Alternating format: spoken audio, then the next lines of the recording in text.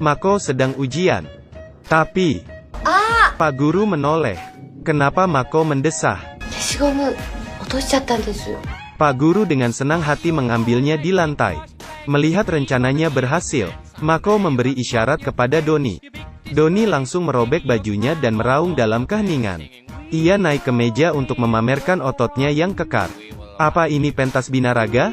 Tentu tidak, Ferguson. Di atas otot yang kekar itu ada contekan. Siswa bergegas mencatat jawaban. Takut ketahuan Pak Guru.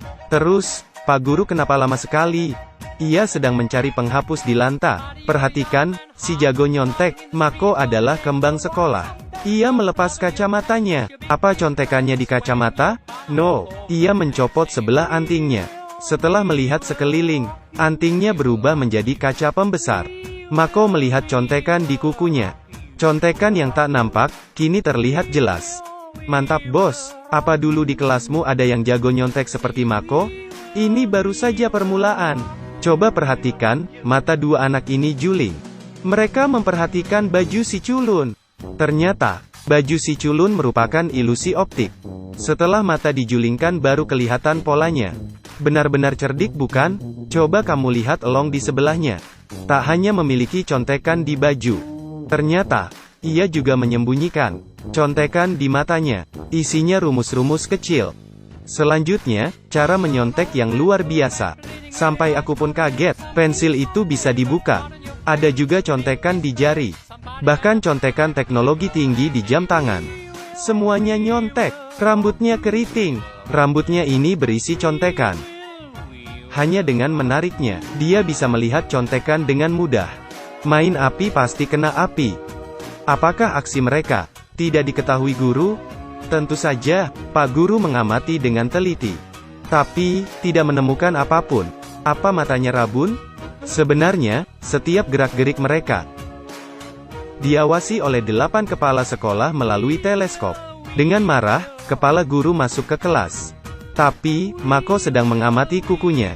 Ia tak sadar ada bahaya mendekat. Pak Guru berjalan ke arahnya. Lalu, kepala guru menjambak si keriting. Teman-temannya terkejut. Pria ini juga ketakutan. Sampai-sampai menelan penghapusnya. Sungguh apes si keriting. Ia difoto bak narapidana. Lalu dikeluarkan dari sekolah. Kepala guru berkata, kalau kamu komen 9.999 kali, maka akan diampuni. Si keriting berteriak, tekan like, bagikan. Aku belum pernah melihat cara menyontek macam ini.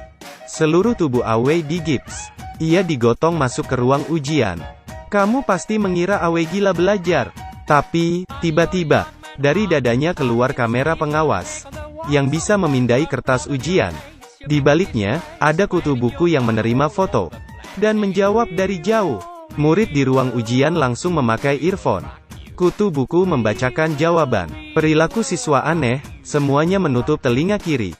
Pengawas sepertinya tidak tahu. Tiba-tiba, pengawas melihatnya. Tapi, ia ragu dan berjalan pergi. Penglihatannya buruk sekali, ya? Tapi, cara menyontek mereka bukan ini saja.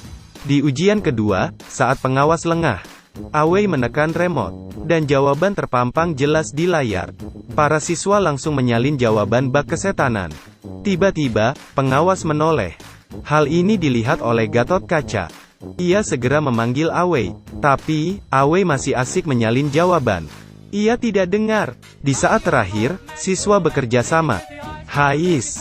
Untung saja, di ujian ketiga, Mako melempar pesawat kertas saat pengawas lengah. Tiba-tiba, balon jawaban terbang. Kali ini, para siswa kesetanan, saat pengawas mendongak, balon ditarik pergi. Sedangkan di gedung seberang, segerombolan gadis memberi contekan. Dengan membentuk abjad, tahu ada yang salah. Mandor segera membetulkannya. Hampir saja ia pingsan karena kepanasan. Di atas langit masih ada langit. Kepala sekolah tahu mereka menyontek, karena semuanya dapat nilai 100. Ia sangat kesal pada anak-anak malas itu. Demi mencegah mereka menyontek, ia akan mengawasinya sendiri. 1 hari sebelum ulangan, Mako melihat kertas soal ulangan. Ia ingin menghafalnya. Tapi, kepala sekolah datang. Mako tak berdaya, dan menghancurkan kertas itu. Malamnya, Mako memanggil kawan-kawan. Aku kira mereka akan mencuri kertas soal. Ternyata, mereka pergi ke TPU untuk mencari kertas soal yang hancur. Mereka memeriksa dengan teliti, seperti mencari jarum di laut. Para siswa ini kurang kerjaan. Akhirnya, ada kemajuan. Pak Tua berteriak kegirangan, "Aku menemukannya." Setelah diperiksa, ternyata cincin Frodo. Tidak, aku hanya bercanda. Ia berhasil menggabungkan kertas soal. Si kutu buku bergegas menjawab. Mereka menghafal semalaman, tanpa tahu mereka masuk jebakan. Esok harinya, siswa bengong setelah kertas soal dibagi. Kertas soalnya kosong bolong. Aneh, di mana soalnya? Kepala sekolah tiba-tiba membuka layar. Soal ujian itu benar-benar baru.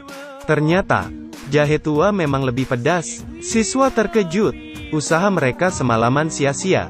Parahnya lagi, kepala sekolah mengutus 8 pengawas. Sampai tidak ada kesempatan menyontek. Siapapun selamatkan mereka. Tinggal setengah jam lagi. Kertas ujian mereka kosong, seperti otak mereka. Pengawas dari tadi mules. Mereka memohon izin ke toilet, lalu bergegas meninggalkan ruangan. Rupanya para siswa juga licik.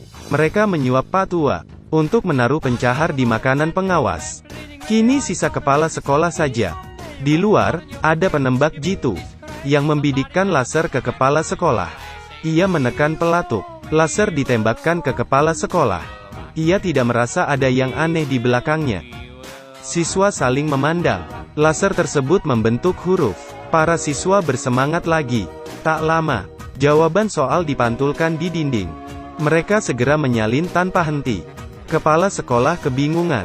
Kenapa tiba-tiba mereka bisa menjawab? Mustahil mereka menyontek. Hampir semua siswa selesai menjawab.